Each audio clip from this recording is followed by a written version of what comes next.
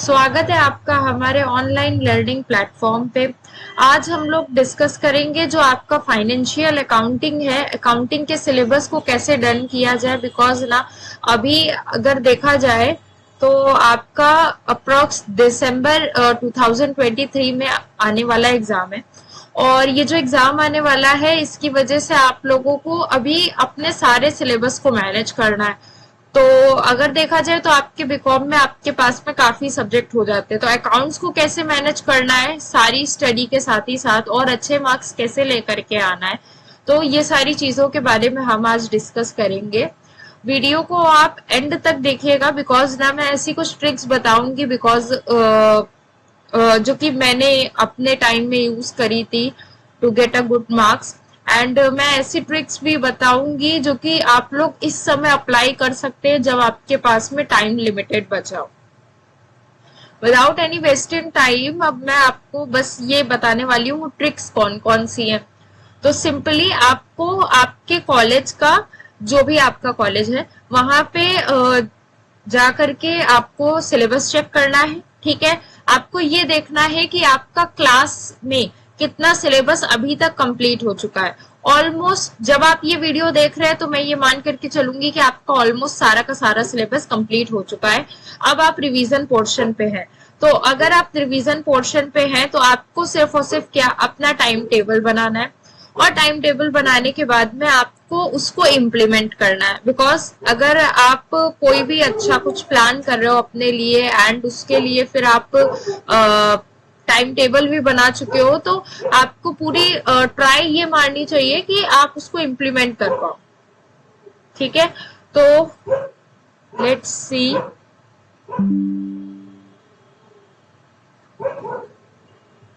Okay, तो अगर आप देखो तो आपने क्या, आपका जो सेमेस्टर 1 है, आपका जो सेमेस्टर 1 है उसमें आपके बहुत सारे सब्जेक्ट हैं। हम आज बात करेंगे आपका paper number 1 which is financial accounting.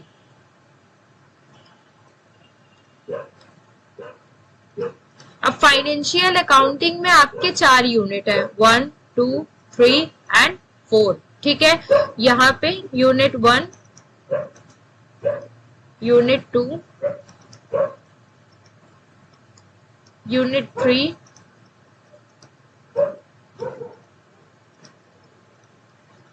And unit 4। ठीक है, यहाँ पे ये यूनिट हमेशा बेसिक होती है।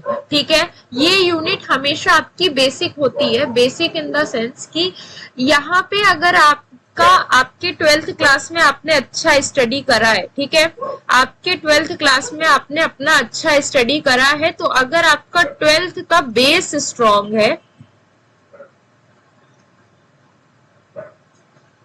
तो यहाँ पे ये चीज जो है आपकी यूनिट 1 कवरिंग हो जाएगी। ठीक है, आपका अगर यूनिट 1 कैसे कवर करना है आपको, अगर आपका 12th क्लास का बेस स्ट्रॉन्ग है तो आपका यूनिट 1 यहीं पे फाइनल हो गया है। बिकॉज इसमें कुछ भी एडिशनल नहीं है। एडिशनल की अगर हम बात करें तो एक छोटा सा एक जो टॉपिक ये वाला है, इसमें एक जो टॉपिक है अकाउंटिंग स्टैंडर्ड,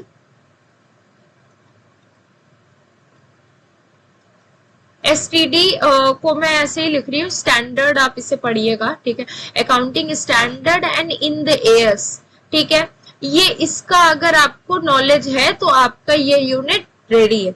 और अगर नहीं भी है तो सिर्फ और सिर्फ ये 2 चैप्टर ऐसे जो कि आपके लिए न्यू है, आपको पढ़ने पड़ेंगे। ठीक है, फिर उसके बाद में अगर आप यूनिट 2 देखो तो यूनिट 2 जो है वो बेसिक भी बताता है, आपको बेसिक बताता है, प्लस आपका 12th क्लास का पूरा पार्टनरशिप। ठीक है, हमने 12th क्लास में क्या पार्टनरशिप पढ़ी थी, वो पूरी पार्टनरशिप यहाँ पे अप्लाई हो जाएगी। ओके, तो यूनिट 2 अगर आपने अच्छे से 12th क्लास में पढ़ रखा है तो वो लोग यहाँ पे कवरिंग कर लेंगे। लेकिन अगर मान लो मैं अगर नॉन कॉमर्स बैकग्राउंड से एंड मैंने पार्टनरशिप ढंग से नहीं पढ़ा या फिर मैंने पार्टनरशिप के बारे में कभी सुना ही नहीं है, तो सिंपली आप इसको इससे रिलेट कर सकते हो। अगर आपको रेशियो डिस्ट्रीब्यूशन का काम आता है ना, मतलब आपने मैथ्स कभी भी पढ़ी होगी, अगर आप बीकॉम में है तो आपने अगर मैथ्स पढ़ी है तो आप यहाँ पे रेशियो के बारे में अगर जानते हैं तो पार्टनरशिप आपका कवरिंग हो जाएगा, ठीक है, पार्टनरशिप आपका कवर हो जाएगा। फिर यूनिट 3 अगर आप देखो तो यूनिट 3 का जो सिलेबस है वो थोड़ा सा वास्ट है। कैसे वास्ट है, यहाँ पे देखो, लाइक जैसे कि यहाँ यूनिट 3 में हायर परचेज एंड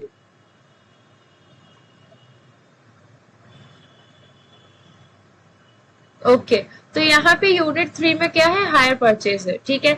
अभी यहाँ पे आपको पूरा का पूरा हायर परचेज पढ़ना पड़ेगा, लेकिन अगर आप चेक करो तो जो आपका ये यूनिट 3 है इसमें से आता है एक प्रैक्टिकल क्वेश्चन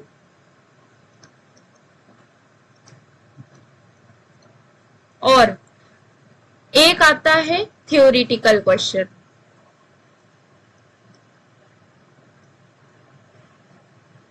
ठीक है। एक आपका आता है प्रैक्टिकल, एक आपका आता है थ्योरेटिकल क्वेश्चन।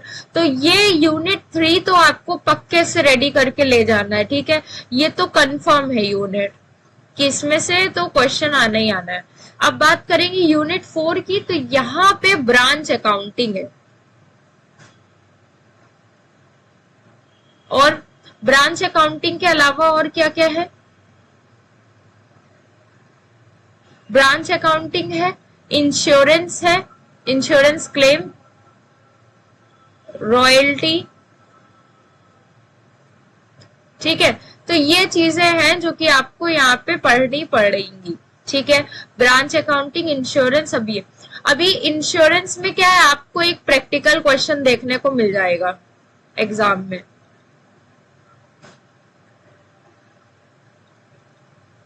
ठीक है। और रॉयल्टी में भी आपको प्रैक्टिकल पोर्शन ही देखने को मिलेगा। तो इसका मतलब कि 2 यूनिट आपकी थ्योरेटिकल एस्पेक्ट में है और 2 यूनिट आपकी जो है प्रैक्टिकल एस्पेक्ट में है, ठीक है। अभी क्वेश्चन का जो पैटर्न होता है वो कैसा है, आपका जो क्वेश्चन का पैटर्न है वो कुछ इसी तरीके का है कि आपके 10 क्वेश्चन आते हैं, 10 में से आपको 5 क्वेश्चन करने रहते हैं, ठीक है। तो अगर आप देखो, अगर आप थ्योरी यूनिट 1 अच्छे से कवरिंग कर रहे हो और यूनिट 3 कर रहे हो तो आपका एक थ्योरेटिकल पोर्शन का एक क्वेश्चन और यूनिट 3 में एक प्रैक्टिकल पूरा हो रहा है, ठीक है। तो आपके 2 क्वेश्चन हो गए। अब बाकी बचे 3 कहाँ से करने, आपको यूनिट 1 का ही एक क्वेश्चन ऐसा रेडी करके ले जाना है जिसको आप लॉन्ग में लिख पाओ। मान लो जैसे कि एक क्वेश्चन फिक्स है, आता है accounting standard and end S, अब इसके बारे में आप पूरा पढ़ लो, जब आपका एक क्वेश्चन है तो आप पुट करो। तो आपने क्या 2 प्रैक्टिकल का क्वेश्चन करके आओ और 3 क्वेश्चन थ्योरेटिकल के करके आओ, ठीक है। तो आपको 2 प्रैक्टिकल के तो मार्क्स पक्के हो गए, यहाँ पे आपके मार्क्स पक्के हो गए। अब बात करेंगे कि थ्योरेटिकल लिख रहे हैं तो वहां पे कैसे आंसर लिख करके आना है। तो अगर आप थ्योरी पेपर लिख रहे हो तो थ्योरी पेपर के लिए मैं ये बताऊंगी कि जब थ्योरी आप जब लिखो तो उसकी सबसे पहले आप घर से प्रैक्टिस करके जाओ। घर से प्रैक्टिस करने का मतलब क्या है कि यहाँ पे देखो, लाइक जैसे कि अगर आपका पेपर होने वाला है 13 तारीख को, ठीक है, 13 दिसंबर को, अब जो ये 13 तारीख को पेपर होने वाला है तो इसमें आप देखो यहाँ पे आपने फाइनेंशियल अकाउंटिंग की प्रैक्टिस कब करी, 11 दिसंबर को, ठीक है। 11 दिसंबर को आपने यहाँ पे प्रैक्टिस करी। कैसे प्रैक्टिस करनी है, यूज स्टॉप वॉच, वहां पे टाइमर लगाना है आपको 3 आवर्स का और प्रीवियस ईयर जो PYQ हमारे पास में अवेलेबल है उसको देखना है।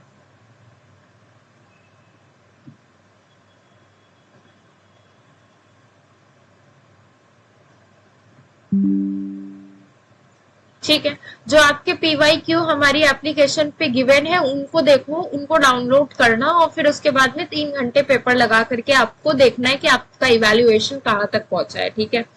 दूसरी चीज यहाँ पे ये है कि मान लो जैसे कि अगर आपने फाइनेंशियल अकाउंटिंग अच्छे से नहीं पढ़ रखा है तो वो स्टूडेंट क्या करे, तो आप लोग फिर इम्पोर्टेंट क्वेश्चन, जो भी इम्पोर्टेंट क्वेश्चन है, ठीक है, जो भी क्लास में डिस्कस करे जाते हैं आपके, उनको हाईलाइट करो और उनको सबसे पहले पढ़ने का ट्राई करो, ठीक है। क्योंकि पूरा फाइनेंशियल अकाउंटिंग इस समय पढ़ पाना बहुत ज्यादा मुश्किल है।